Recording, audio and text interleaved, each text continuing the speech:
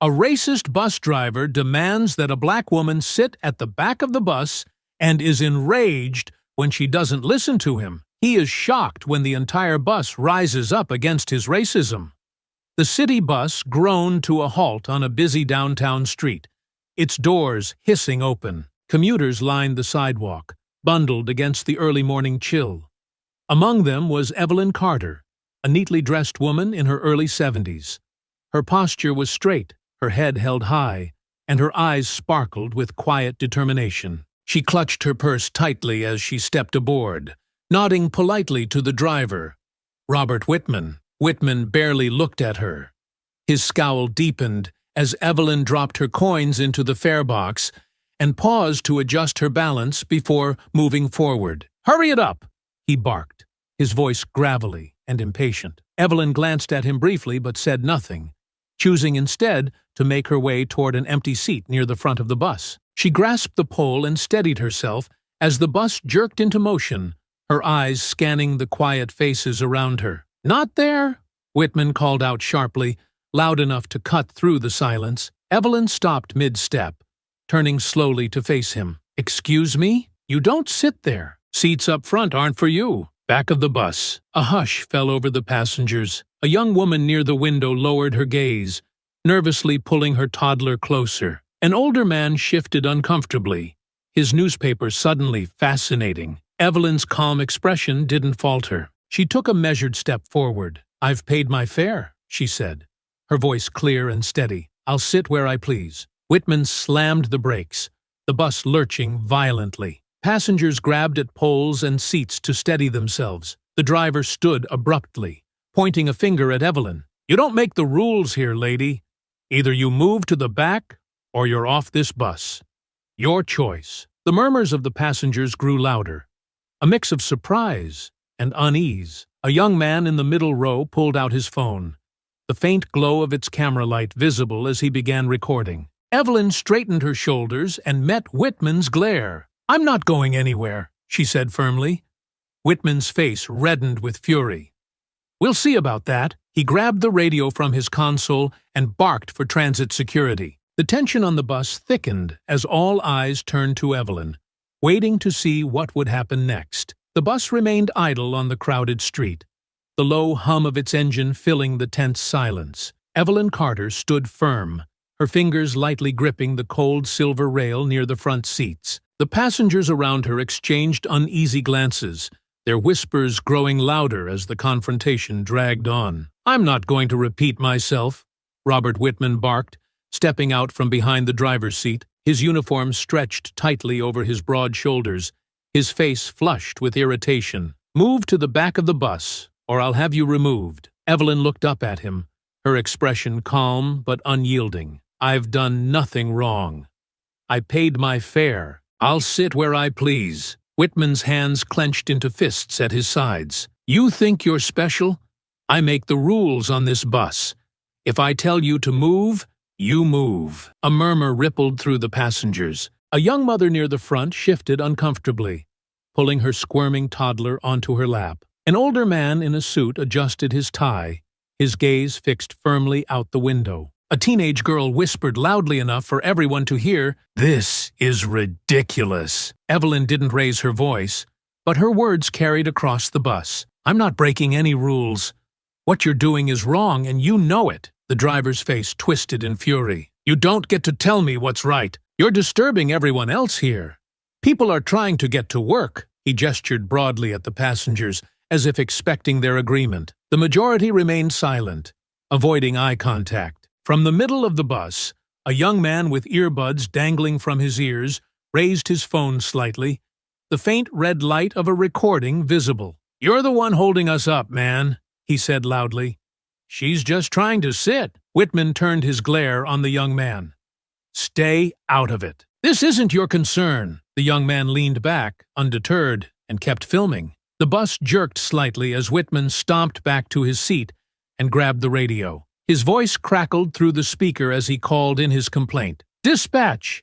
This is Route 23. I have a passenger refusing to comply, requesting transit security at my location." The murmurs of the passengers grew louder. "She's not doing anything wrong," a woman near the back muttered, her voice barely audible. Why's he making such a fuss? Evelyn turned to face the other passengers, her gaze sweeping across their hesitant faces. This isn't just about me, she said, her voice steady but filled with conviction. It's about what's right. Spare us the speech, Whitman snapped, cutting her off. You're off this bus the second security gets here. A little boy sitting with his mother tugged on her sleeve. Why's the driver yelling at her, Mommy?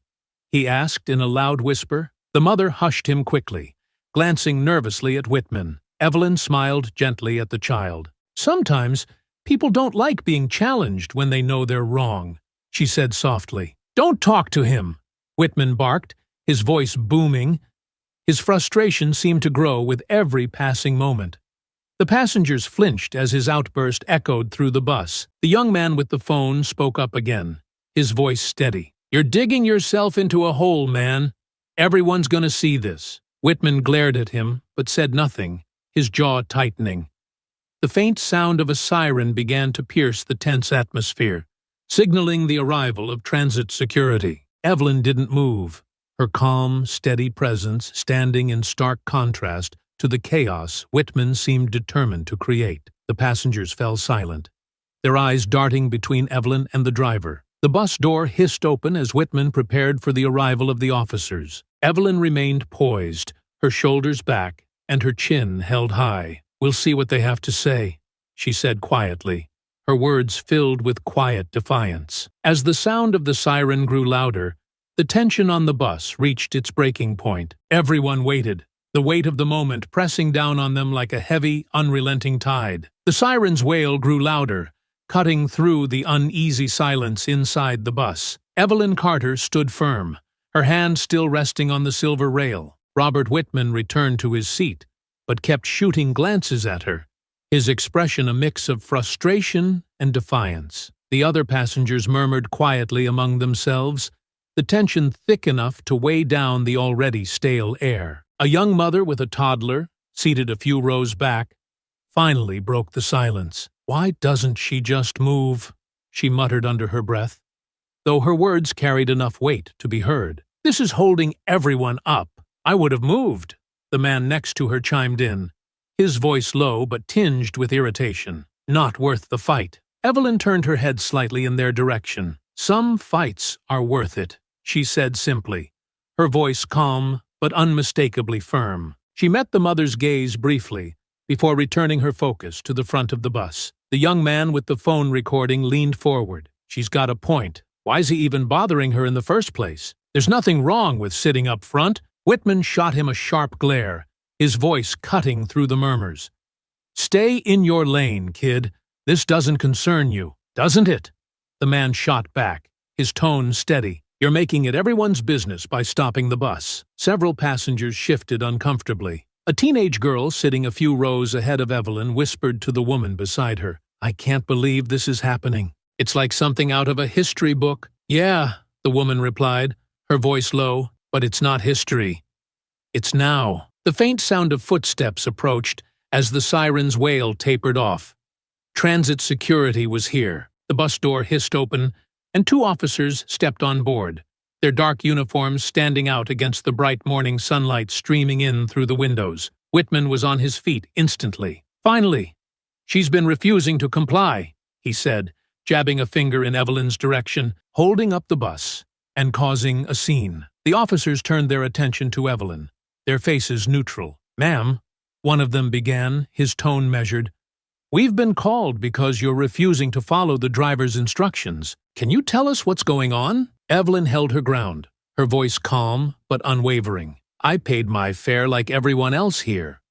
He demanded I move to the back of the bus for no reason other than his own prejudice. That's not true, Whitman interjected, his voice rising. I told her these seats are priority seats. She doesn't belong here. Priority for who? Evelyn countered, her gaze sharp. The elderly? I certainly qualify. Or are there other criteria I'm unaware of? The officer hesitated, clearly uncomfortable. The other passengers watched intently, a few nodding at Evelyn's words. The young man with the phone tilted it slightly, making sure to catch the officers, Whitman and Evelyn, all in frame. Ma'am, The easiest thing would be to move to another seat, the second officer said, his tone placating. We're just trying to resolve this without further delay. I'm not the one delaying the bus, Evelyn replied. He is. If I step off now, he'll think he can keep treating people this way. And he'll be right. The teenage girl who had whispered earlier suddenly stood up. She's right, she said loudly, her voice trembling slightly but resolute. Why should she have to move? He's the one being a jerk. Sit down, Whitman barked, his frustration boiling over. You want to get thrown off too? That's enough, the first officer said sharply, holding up a hand to calm the driver. Sir, we'll handle this, the young man with the phone spoke up again, his tone defiant. Everyone's already seen what you're doing, man. This video's gonna be everywhere by tonight. The murmurs among the passengers grew louder. A man in a suit near the back of the bus, who had been silent until now, finally spoke. Look, this is ridiculous. She hasn't done anything wrong. Just let her stay where she is, and we can all get moving. Whitman's face turned a deeper shade of red, his hands clenching into fists. You people don't get it. Rules are rules. You can't just let anyone sit up here. Anyone? Evelyn said, her voice cutting through the chaos. Or just people who look like me? The bus fell silent again, the weight of her words hanging heavily in the air. The officers exchanged uneasy glances, clearly aware of the tension. Outside, pedestrians began to gather near the bus, curious about the commotion. The young man with the phone turned his camera toward the crowd, capturing their growing interest. We need to make a decision, the second officer said, his voice tight. Ma'am, are you willing to step off the bus so we can de-escalate the situation? Evelyn straightened her shoulders, her expression unyielding. No, I've done nothing wrong, and I won't be treated like this. Not today. The officers hesitated, their authority caught between the calm defiance of an elderly woman and the fiery tension of an increasingly agitated bus driver. Whitman shook his head, muttering under his breath as he returned to his seat. The atmosphere in the bus was electric, every passenger on edge as the standoff continued. Outside, more people gathered, their murmurs joining the faint sounds of car horns and distant chatter. Evelyn didn't move, her quiet dignity speaking louder than any argument could. She was a pillar of resolve in the chaos, refusing to back down from the injustice thrust upon her. The crowd outside the bus grew larger, their curious murmurs floating through the open doors. Inside, the atmosphere simmered with tension. Evelyn remained steady, her posture unyielding as the officers exchanged looks. Unsure how to proceed, passengers shifted in their seats, the unease palpable. One of the officers sighed and turned back to Whitman. Sir, what exactly are you asking us to do here? She's not being aggressive or posing a threat? Whitman threw up his hands in frustration. Are you serious? She's refusing to follow instructions. I can't do my job with someone like her up here disrupting everything. A young woman near the middle of the bus, her voice quivering but defiant, called out, You're the one making the scene, not her. Several passengers murmured in agreement. The teenage girl who had spoken earlier stood up again, her hands clutching the edge of the seat for balance. Yeah, she's just sitting there. What's the big deal? Whitman's glare shot toward her. You want me to throw you off too? Sit down and stay out of it. The officer raised a hand to calm him. Let's keep this civil, he said, his voice firm but tired. He turned back to Evelyn. Ma'am, are you sure you won't consider just moving to another seat? It might make things easier for everyone. Evelyn's gaze never wavered. I've done nothing wrong. If I move, it will be easier for him, not everyone. And I won't give him the satisfaction. The tension was broken by the sound of a phone chiming loudly. The young man who had been recording the incident smirked and held up his phone. Looks like it's already online. Over 1,000 views in 5 minutes. Whitman's face darkened, his jaw clenching as his anger threatened to boil over. You put this on the internet? He growled, his voice low but menacing. Damn right I did, the young man replied, undeterred. People need to see this. You can't treat people like this and think you'll get away with it. A ripple of approval moved through the passengers. Even those who had been silent now murmured their agreement. The man in the suit near the back spoke up, his voice calm but sharp. This isn't 1955. She has every right to sit where she wants. Whitman slammed his fist onto the dashboard, the loud thud silencing the murmurs. "I've had it," he shouted. "She's off this bus, or we're not going anywhere." The officers stiffened at his tone, their own patience wearing thin. The first officer stepped forward, his expression hardening. "Sir, if you keep escalating this, you're going to be the one facing consequences. You've called us here to handle the situation, so let us do our job." Outside, the crowd began to grow louder. People pressed closer to the bus, some raising their phones to record the scene. A man in a construction vest called out, "What's going on in there? Why isn't the bus moving?" "Driver's being a racist jerk," someone yelled from the back of the bus, drawing laughter and cheers from the gathering crowd. The second officer rubbed his temples, clearly feeling the pressure. He turned back to Evelyn, his tone softer but still urging. "Ma'am, I understand your position, and I don't blame you. But this is getting bigger by the minute. Are you sure you want to keep this going?" Evelyn glanced at the crowd outside, their faces a mix of curiosity and growing outrage. Her eyes swept over the passengers, some watching her with sympathy, others with exasperation. Finally, she looked at the young man recording the incident and gave him a small nod. "Yes," she said, her voice unwavering. "I'm sure. This isn't about me. It's about what's right." The officer straightened, nodding in reluctant acknowledgement. "All right, ma'am. Then we'll stay until we can resolve this properly." Whitman let out a derisive laugh. "You're just going to let her get away with this? Unbelievable!" The officer turned sharply toward him. "One more outburst, and I'll have you reported for misconduct." The driver fell silent, his face a mask of barely contained rage. The tension in the bus was electric, every passenger hanging on the edge of their seats. Outside, the crowd grew louder, their voices forming a faint chant that reached the ears of everyone on board. "Let her sit! Let her sit!" Evelyn finally took her seat near the front, her head held high. Her quiet defiance seemed to radiate strength, a stark contrast to Whitman's growing agitation. The officers exchanged a final glance before stepping outside to address the crowd, leaving the driver fuming and the passengers buzzing with murmurs of approval. The young man with the phone grinned, lowering it briefly to address Evelyn. "You're a legend, ma'am. This video's gonna blow up." Evelyn gave him a faint smile but said nothing, her focus still on Whitman. The fight wasn't over yet, but for the first time, the tide seemed to be turning in her favor. The officers stepped off the bus, the weight of the growing crowd pressing down on the tension already simmering inside. The chant outside had grown louder, the rhythmic, "Let her sit! Let her sit!" echoing through the open doors. Passengers exchanged glances, their unease now mingling with curiosity. Evelyn sat poised, her back straight, her gaze fixed on the windshield ahead. She could feel Whitman's glare boring into her from his seat, his knuckles white as he gripped the steering wheel. The young man with the phone held it up again, panning across the passengers to capture their reactions. "You see this?" he said, his voice loud enough to carry. "This is what standing up looks like. Y'all better remember her face, because she's making history right now." Whitman snapped his head toward the young man. "Turn that damn thing off. You're disrupting this bus just as much as she is." The young man smirked. "Disrupting? Nah, I'm documenting.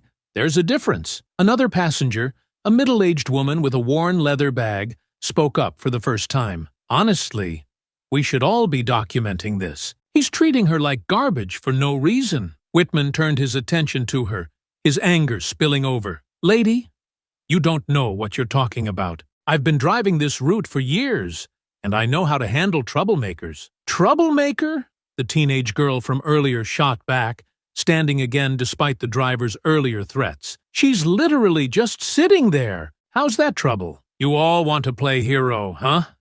Whitman barked, his voice rising. "Fine, but don't come crying to me when this bus doesn't move." From the back of the bus, a man in a suit stood, his face calm, but his voice firm. "We've all been sitting here long enough. If you can't handle this professionally, maybe you shouldn't be driving." Whitman's face turned crimson. "You think you can do my job better, pal? Be my guest. Maybe I would, if it meant treating people like humans." the man retorted, sitting back down as murmurs of agreement rippled through the bus. Outside, the chants grew louder, joined by the occasional car horn as drivers slowed to observe the commotion. The officers stood by the door, trying to manage the swelling crowd. A reporter with a camera pushed her way to the front, the red recording light visible through the bus's grimy window. Whitman, now visibly rattled, grabbed the radio again. "Dispatch, this is Route 23. Situation's getting worse. There's a crowd outside now. We need more officers." The radio crackled in response. "Additional units are en route. Hold tight." Evelyn let out a quiet breath, her composure never wavering. She glanced at the young man still filming. "You should focus on what's happening outside, too," she said softly. "This is bigger than just this bus." He nodded and angled his phone toward the crowd, capturing the chants and the faces of those demanding justice. "You're right," he said, "but you're still the star here." Whitman slammed his hand onto the dashboard, the sound startling some of the passengers. "Enough! I'm sick of this circus. Everyone who has a problem with me, get off my bus right now." No one moved. The teenage girl crossed her arms defiantly. The man in the suit stared out the window, and the young mother clutched her child tighter, but stayed silent. Even those who had been reluctant earlier now seemed rooted to their seats, their quiet solidarity a stark rebuke to the driver's outburst. Evelyn turned her head slowly to look at Whitman. Her voice was low, but carried through the bus. "You don't get to decide who belongs here. That's not your job." Whitman's mouth opened as if to retort, but he hesitated, his jaw tightening. His authority was slipping, and he knew it. The chants outside were growing louder, the crowd swelling into a small sea of people. Phones and cameras pointed toward the bus, capturing every moment. One of the officers re-entered the bus, his face tight with frustration. "Driver," he said firmly, "we need to de-escalate this now. The crowd's growing, and the media's here. This situation is out of control." Whitman scoffed, throwing his hands up. "Oh, so now it's my fault? I told you how to handle this. Get her off the bus." The officer shook his head. "No, if we try to force her off now, we're going to have a bigger problem on our hands. The crowd's not on your side." Evelyn's lips curved into the faintest hint of a smile. She turned her attention back to the window, where signs had begun to appear in the crowd. One read, "Justice for Evelyn." Another, scrawled hastily on cardboard, simply said, "End the hate." Whitman sank into his seat, his face a mask of fury and helplessness. Evelyn remained calm, her presence unshaken. The energy in the bus shifted. The passengers no longer felt like mere observers. They were witnesses to something bigger than a morning commute. The officer turned to Evelyn, his voice softer. "Ma'am, we're working on resolving this. Just stay seated." She nodded, folding her hands in her lap.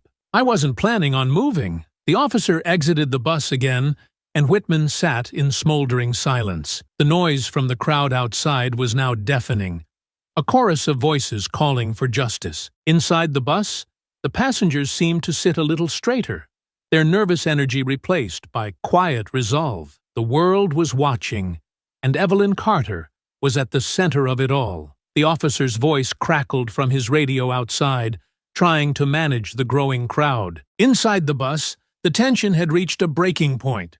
Whitman sat stiffly in his seat, glaring at Evelyn. His fingers tapped impatiently against the steering wheel, each motion sharper than the last. Evelyn remained composed, her chin high as she stared out the window at the sea of faces demanding justice. The chants outside, "Let her sit," echoed louder, reverberating through the walls of the bus. "You think you're some kind of hero," Whitman growled, his voice barely contained. He stood abruptly, his chair creaking from the force. "You're not. You're just another troublemaker making my life harder." Evelyn didn't flinch, her calm demeanor amplifying his anger. "What I am," she said, her voice steady, "is someone who's tired of being pushed around. If you can't handle that, maybe you're in the wrong job." His face flushed crimson. "That's it. I'm done playing nice." He stalked toward her, the veins in his neck pulsing with barely restrained rage. The passengers gasped. Several shouted in protest. "What are you doing?" the teenage girl cried, standing halfway up in her seat. "You can't do that! Don't touch her!" yelled the young man with the phone, angling his camera to capture Whitman's every move. Whitman ignored them all, his focus solely on Evelyn. He loomed over her, his large frame blocking out the light from the windows. "I told you to get off my bus," he snarled, "and if you won't do it yourself, I'll make you." Evelyn's expression didn't waver. "You lay one finger on me, and you'll regret it." The warning didn't deter him. Whitman grabbed her arm roughly, yanking her halfway out of the seat. The passengers erupted in outrage, several leaping to their feet. "Stop him!" someone shouted. The young man recording bolted forward, his phone still trained on the scene. "Let her go!" he yelled. But Whitman shoved him back with his free hand, sending him stumbling into another seat. Evelyn winced but refused to cry out, her resolve unshaken even as Whitman dragged her farther from her seat. "This is assault," she said firmly. "You're not above the law, no matter what you think." The doors of the bus slammed open, and the officers charged back inside. "Stop right now!" one of them barked, his hand instinctively reaching for his belt. "Driver, let her go." Whitman froze but didn't release her immediately. His head whipped toward the officers, his anger now mixed with defiance. "She's disrupting my bus. I'm just doing my job." "That's not your job," the officer snapped, stepping forward. "And if you don't let her go this second, you're going to be in cuffs." Whitman hesitated for a fraction of a second before releasing Evelyn's arm. She settled back into her seat, her composure still intact despite the ordeal. The officer turned to her, concern flashing across his face. "Ma'am, are you all right?" "I'm fine," Evelyn said, smoothing her sleeve. Her voice was steady, but her eyes remained fixed on Whitman. "But he isn't." The second officer stepped forward, his handcuffs glinting in the light. "Driver, you're under arrest for assault. Turn around and put your hands behind your back." "What?" Whitman roared, his voice echoing through the bus. "You can't be serious. I'm the one in charge here." "Not anymore," the officer replied coldly. He grabbed Whitman's arm and spun him around, locking the cuffs into place. Whitman struggled, but the officer's grip was firm. "Anything you say can and will be used against you in a court of law." The passengers watched in stunned silence as Whitman was marched down the aisle, his protests drowned out by the chants from outside. "This is ridiculous," he yelled, craning his neck to glare at Evelyn. "You'll regret this, lady." Evelyn finally broke her silence, her voice calm but cutting. "I think the only one with regrets here will be you." The officer guided Whitman down the bus steps and into the arms of the growing crowd, where cameras and phones flashed in every direction. The reporter outside shouted questions as Whitman was loaded into a waiting police car, his face twisted in a mixture of rage and disbelief. Inside the bus, the passengers erupted into applause. The teenage girl clapped loudly, her grin wide. "Finally, some justice," she exclaimed. The young man with the phone turned back to Evelyn, still recording. "Ma'am, that was incredible. Everyone's gonna see this." Evelyn gave him a faint smile, her composure softening for the first time. "Good. Maybe it'll make people think twice about staying silent." The officer who had arrested Whitman stepped back onto the bus, addressing Evelyn directly. "Ma'am, we're going to make sure this gets properly documented. Do you want to press charges?" Evelyn nodded firmly. "Absolutely." The officer tipped his hat slightly. "We'll handle the rest from here. You just sit tight." As the officer exited again, the crowd outside cheered, their chants shifting to her name. Evelyn Carter had become the face of defiance, a quiet but powerful figure standing tall against injustice. The bus doors closed, and the replacement driver, a young woman with kind eyes, climbed aboard. She glanced at Evelyn and smiled. "Where to next?" she asked, her tone light but respectful. Evelyn relaxed into her seat, her shoulders finally easing. "Forward," she said simply. The police cruiser carrying Robert Whitman sped away from the scene, its sirens wailing faintly as it disappeared down the street. The crowd outside the bus erupted into cheers and applause, their voices echoing in unison. Inside, the energy shifted. The passengers, who had been wary and hesitant before, now buzzed with a mix of relief and triumph. Evelyn Carter remained seated at the front, her posture as poised as ever. She rubbed her arm where Whitman had grabbed her, her hand lingering briefly before returning to her lap. The young man with the phone moved closer, his recording still running. "Ma'am, you okay?" he asked, his voice softer than before. The defiance he'd shown to Whitman had given way to genuine concern. "I'm fine," Evelyn replied, her voice steady. She met his gaze, her tone carrying a quiet strength. "It'll take more than that to shake me." The teenage girl stepped forward, clutching her backpack against her chest. "You were amazing," she said, her eyes wide with admiration.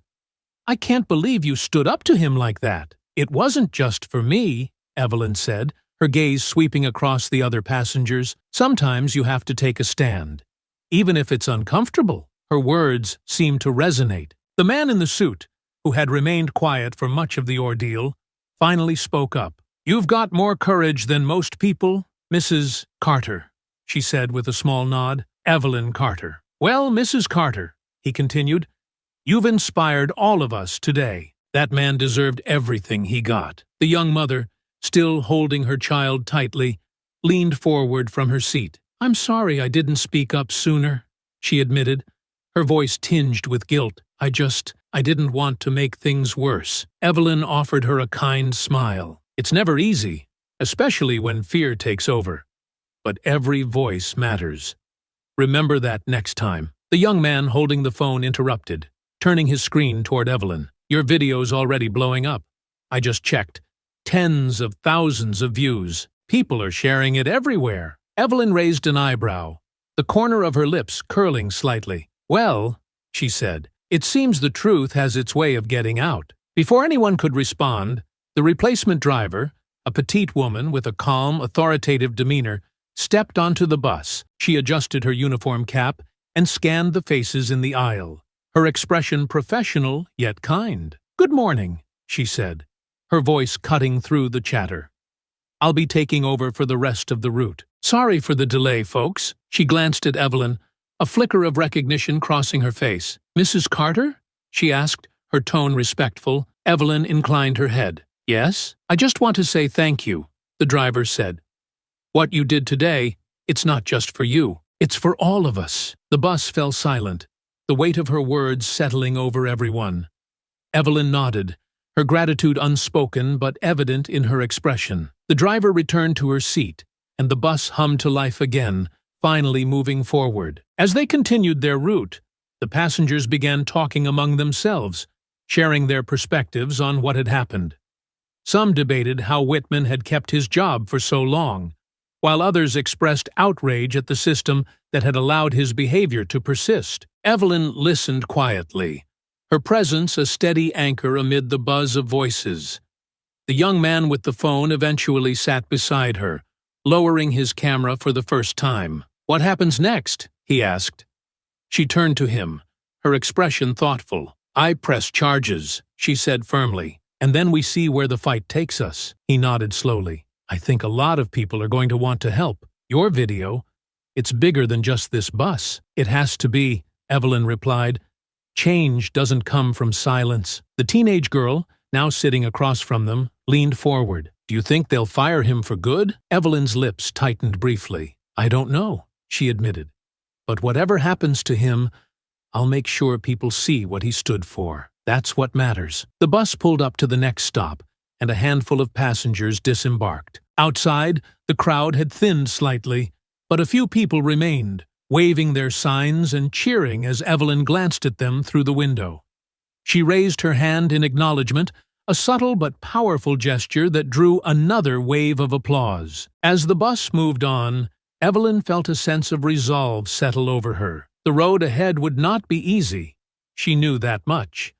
But for the first time, she felt that the voices around her, once silent, had found strength, and that was a victory in itself. The aftermath of the bus altercation spread rapidly. By the next day, Evelyn Carter's name was on everyone's lips. The video taken by the young passenger went viral, garnering millions of views across social media. News stations picked up the story, replaying the footage of Robert Whitman dragging Evelyn from her seat, followed by his subsequent arrest. Public outrage ignited like wildfire, with protests forming outside the city's transit headquarters and hashtags like Chak Justice for Evelyn and Ashanj End Transit Racism trending worldwide. Evelyn, however, remained composed as the storm unfolded. She sat in her modest living room, her phone buzzing constantly with calls, texts, and notifications. Reporters clamored for interviews, and activists reached out with offers of support. Despite the noise, Evelyn focused on the next step, holding Whitman and the transit authority accountable. Her lawyer, Angela Martin, arrived at Evelyn's home that afternoon, her presence exuding a quiet authority. Angela, a sharp-dressed civil rights attorney in her mid-30s, had reached out after seeing the video. Now, she spread out documents across Evelyn's coffee table, her expression both determined and grim. "This case is bigger than just one man," Angela said, pointing to a file labeled Transit Authority Misconduct Complaints. Whitman has a history of complaints, racial profiling, verbal abuse, but the Transit Authority has always swept them under the rug. They protected him. Evelyn nodded slowly. Then it's not just him we need to hold accountable. It's the system that allowed him to get away with it. Exactly, Angela replied, her eyes lighting up with approval. We're not just going after Whitman for assault. We're going after the Transit Authority for negligence and fostering a culture of discrimination. Evelyn leaned back in her chair, her hands clasped tightly in her lap. Do you think we can win? Angela's gaze was unwavering. With the public on our side? Yes. But it won't be easy. The Transit Authority is already circling the wagons. They'll try to discredit you, make this about something else. Evelyn's lips tightened. They can try, but the truth is out there. People saw what happened. Angela nodded. And that's why we'll use every bit of evidence we have. The video, witness statements, Whitman's arrest. It all builds a strong case. But we'll need you to testify. Evelyn's eyes flickered with resolve. I'll do whatever it takes. In the days that followed, Evelyn and Angela worked tirelessly to prepare for the trial. Witnesses from the bus began coming forward, their statements painting a damning picture of Whitman's behavior. The teenage girl who had spoken up during the altercation gave a powerful account of what she had seen. The young man who had recorded the video provided not just his footage, but also his testimony, emphasizing how Whitman's aggression had escalated unprovoked. Even passengers who had initially remained silent began to step forward, emboldened by Evelyn's courage. One middle-aged woman, who had been hesitant to speak up during the incident, admitted to Angela during a meeting, "I've seen him treat other people like that before. I always thought it wasn't my place to say anything, but now I see how wrong I was." As the trial date approached, the Transit Authority released a carefully worded statement. They expressed regret over the incident and promised to review policies to ensure fairness and inclusivity. The statement, however, fell flat. Activists and community leaders lambasted it as hollow, demanding more tangible action. Meanwhile, Whitman's lawyer took a different approach, claiming his client had been provoked. Mr. Whitman was simply enforcing the rules to maintain order on his bus, the lawyer said during a press conference. This situation has been blown out of proportion by a viral video that doesn't tell the whole story. Evelyn watched the broadcast with Angela, her jaw tightening. Enforcing the rules, she repeated, her voice edged with disbelief. They really think anyone's going to believe that? Angela smirked grimly. They're desperate, and it shows. That's good for us. The day of the trial arrived, and the courthouse buzzed with activity. Protesters filled the steps outside, holding signs that read, "Justice for Evelyn and accountability now." Reporters clustered by the entrance, their cameras flashing as Evelyn arrived with Angela by her side. Evelyn held her head high as she walked up the steps, her presence commanding respect. The crowd erupted into cheers, chanting her name as she passed. Angela placed a reassuring hand on her shoulder. "You've got this," she said. Inside, the courtroom was packed.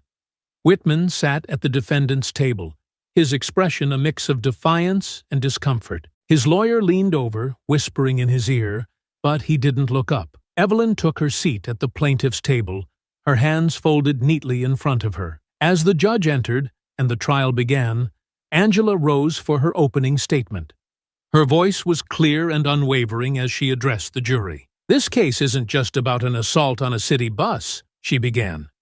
"It's about a pattern of abuse and discrimination that has gone unchecked for far too long." My client, Mrs. Evelyn Carter, stood up, not just for herself, but for every person who has been silenced by injustice. "Today, we ask you to hold Mr. Whitman and the Transit Authority accountable for their actions." Evelyn glanced at the jury, seeing their rapt attention. This was just the beginning, but she knew they had a strong case. The fight was far from over, but the truth was on their side. The courtroom quieted as the first witness took the stand.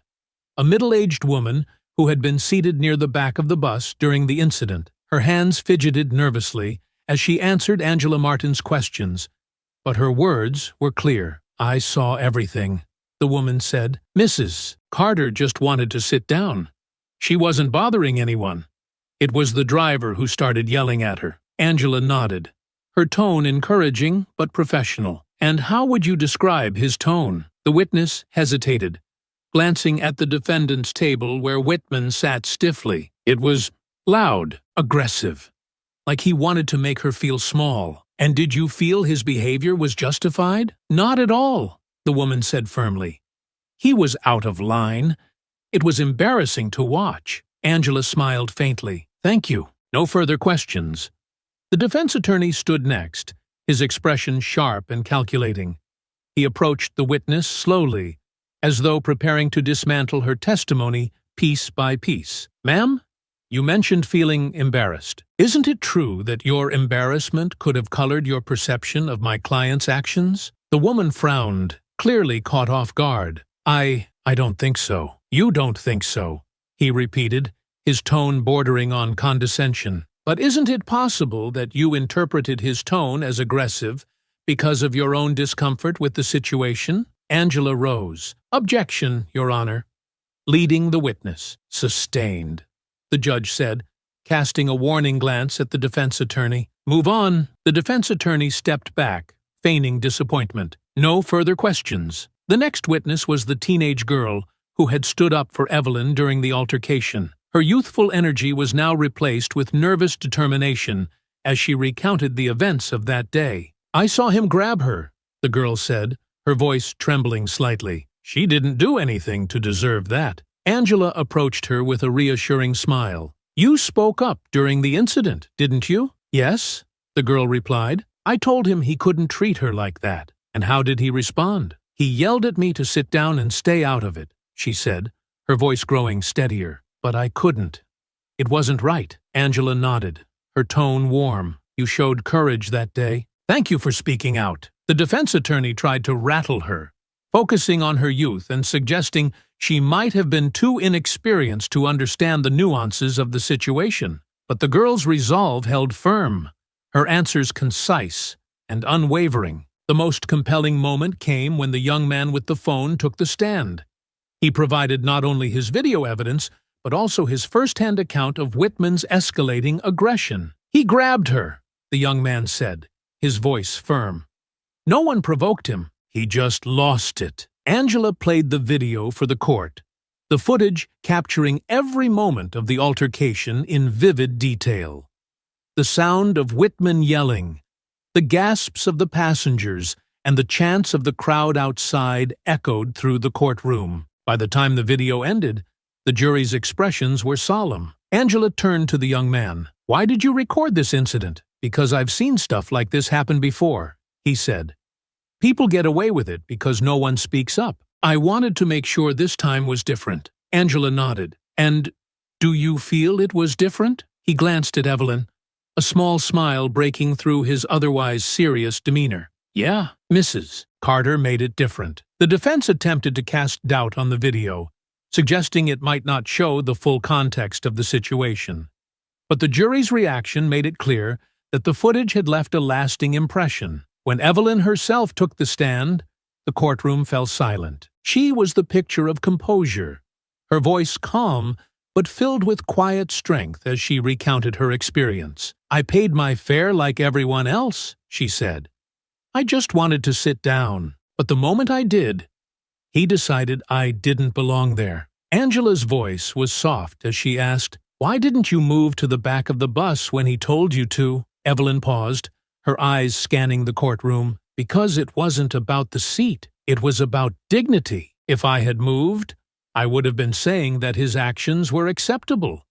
And they weren't." The jury hung on her every word. Even Whitman, who had spent much of the trial avoiding her gaze, now seemed unable to look away. Angela stepped closer. "What do you hope to achieve with this case?" Evelyn's voice grew stronger. "Accountability, not just for Mr. Whitman, but for the system that allowed him to act this way for so long. This isn't just about me. It's about making sure no one else has to go through what I did." The room was silent as Angela nodded. No further questions. The defense's cross-examination was pointed, but failed to shake Evelyn's composure. She countered every question with poise, her responses firm and unwavering. By the time she stepped down, it was clear her testimony had made a powerful impact.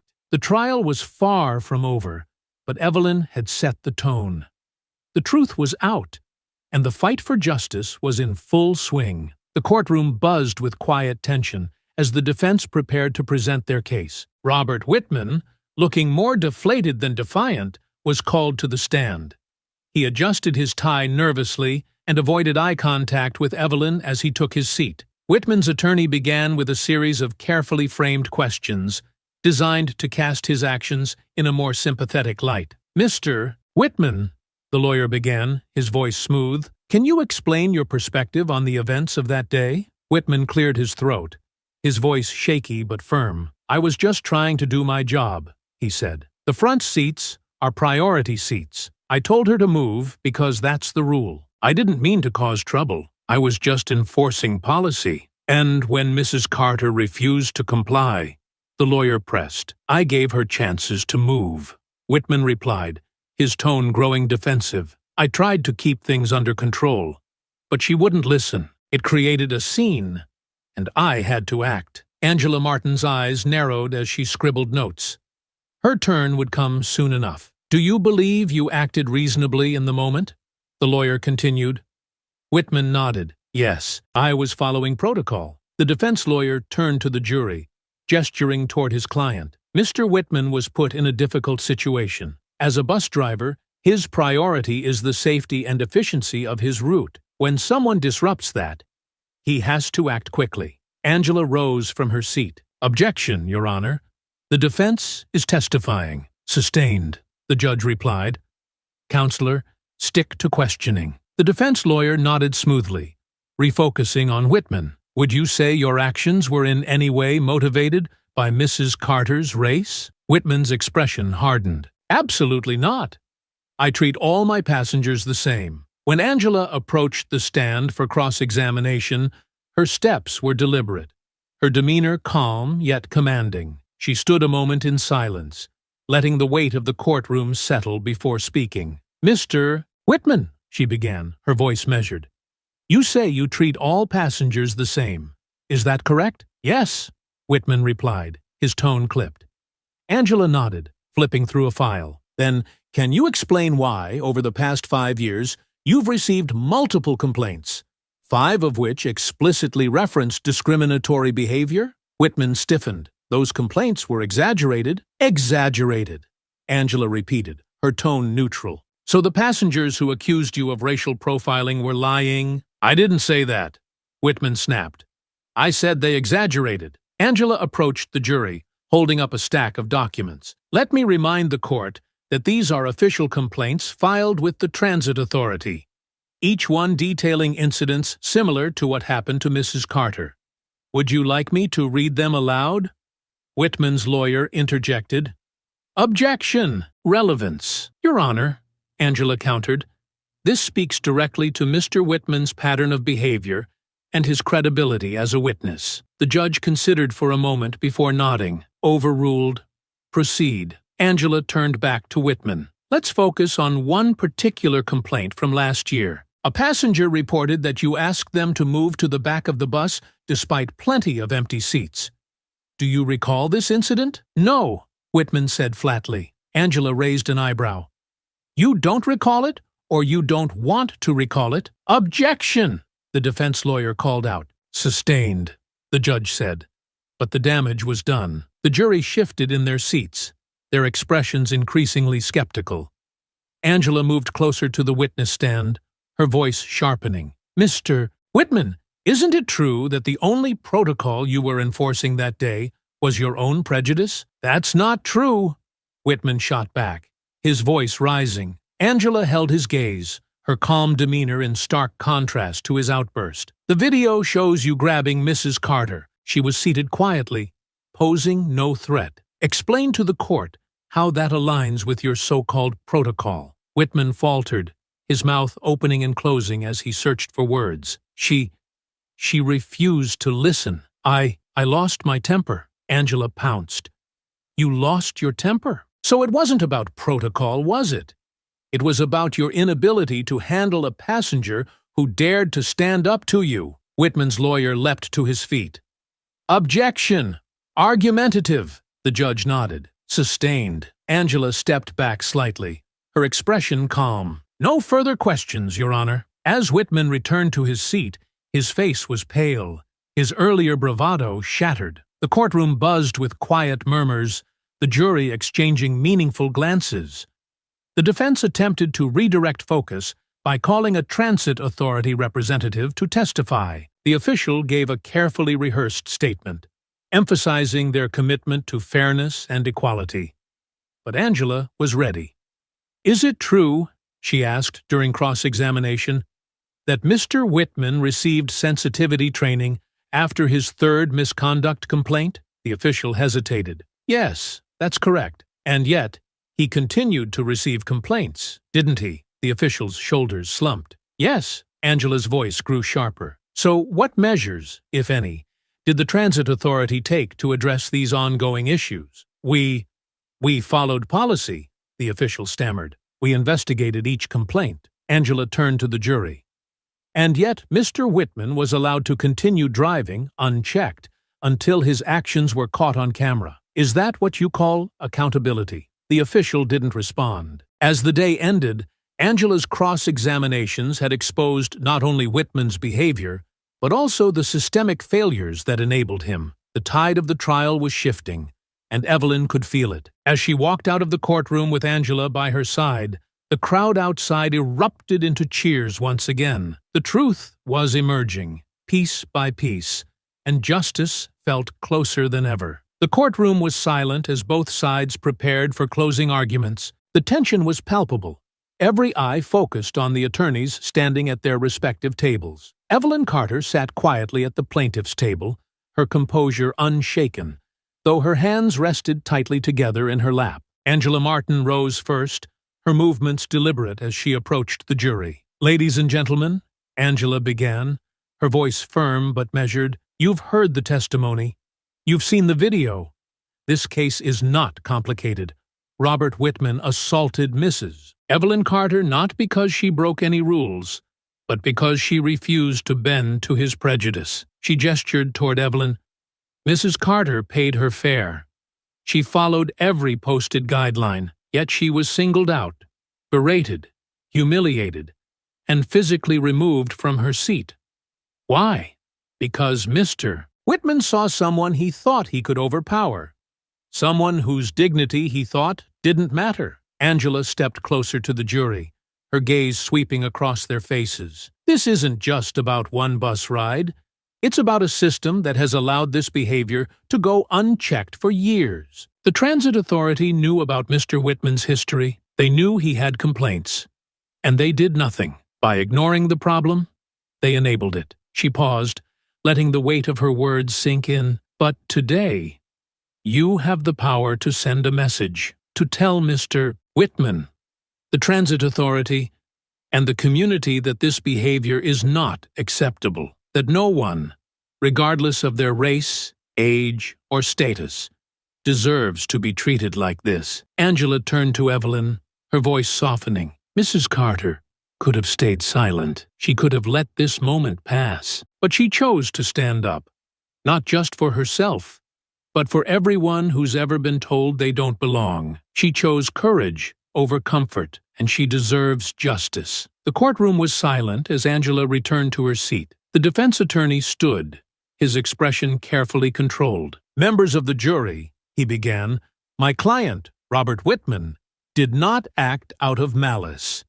He was enforcing policies designed to maintain order and safety on public transit. Mrs. Carter's refusal to comply escalated the situation. My client regrets his actions, but they were not rooted in prejudice." His tone shifted, more pleading than persuasive. "We ask you to consider the full context of the incident, and to understand that Mr. Whitman is not a villain. He is a man who made a mistake in a high-pressure situation." The defense attorney returned to his seat quickly, his argument noticeably lacking the passion and conviction of Angela's. The jury deliberated for several hours, the weight of the case evident in their furrowed brows and hushed conversations. Evelyn waited patiently in the courtroom, her hands folded neatly on the table. Angela sat beside her, her calm demeanor masking the intensity of her focus. When the jury finally returned, the room held its breath. The foreperson rose, holding a small slip of paper. "In the matter of Carter versus Whitman and the Transit Authority," she began,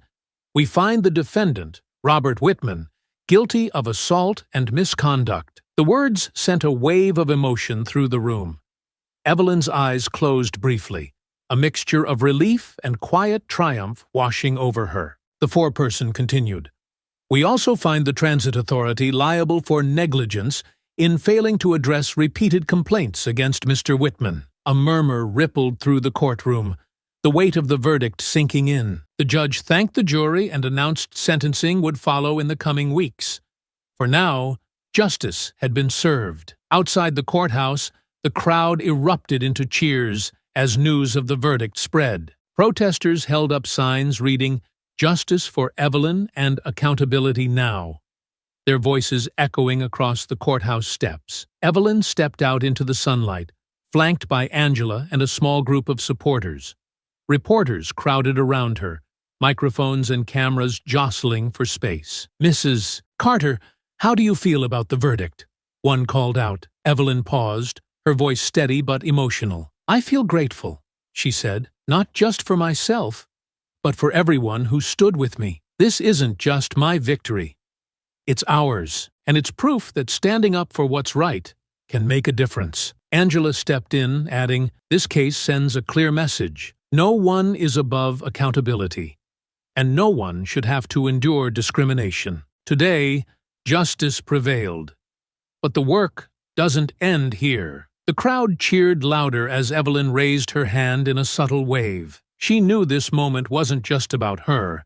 It was about the movement she had sparked. In the weeks that followed, the Transit Authority announced sweeping reforms, including mandatory anti-bias training for all employees and the establishment of an independent oversight committee to address misconduct. Robert Whitman was sentenced to community service and ordered to attend anger management classes, his career as a bus driver effectively over. Evelyn returned to her quiet life, though she often found herself at the center of community events and discussions about systemic change. She spoke at schools, community centers, and forums, her story becoming a symbol of resilience and the power of standing up for justice. One evening, as she sat on her porch watching the sunset, her phone buzzed with a message from Angela. "We did it. Thank you for trusting me." Evelyn smiled softly, her heart full. The fight had been long and hard, but it had been worth every moment. She had stood her ground, and the world was better for it.